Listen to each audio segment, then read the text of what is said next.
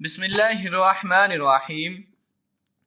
ناگہانی آفت سے بچنے کی دعا۔ رسول اللہ صلی اللہ علیہ وآلہ وسلم نے فرمایا کہ جس شخص نے شام کے وقت 3 مرتبہ یہ دعا پڑھی، بسم اللہ الذی لا یضر مع اسمہ شیئا فی الارض ولا فی السماء وہو السمیع العلیم، دعا دوبارہ رپیٹ کرتے ہیں۔ بسم اللہ الذی لا یضر مع اسمہ شیئا فی الارض ولا فی السماء وہو السمیع العلیم۔ ترجمہ: اللہ تبارک و تعالیٰ کے نام سے کہ جس کے نام کے ساتھ زمین و آسمان کی کوئی چیز نقصان نہیں پہنچا سکتی، اور وہ سننے والا جاننے والا ہے، تو صبح تک کوئی ناگہانی مصیبت و آفت اس کے قریب نہیں بھٹکے گی۔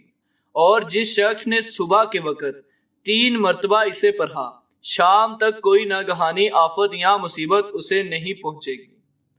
جزاک اللہ۔